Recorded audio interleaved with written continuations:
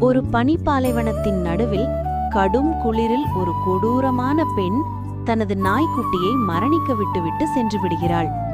பாவம் அந்த நாய்க்குட்டி பசி, தாகம், கடும் குளிரால் நடுங்கியபடி பனிப்பாலைவனத்தில் அலைகிறது.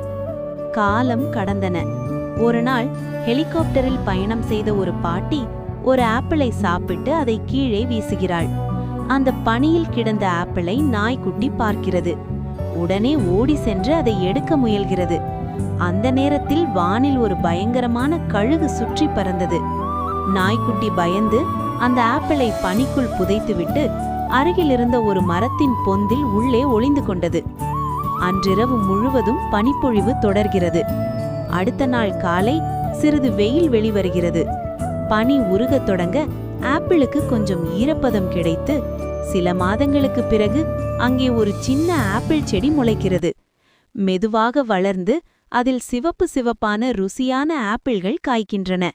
நாய்க்குட்டி சந்தோஷமாக ஆப்பிளை சாப்பிடுகிறது.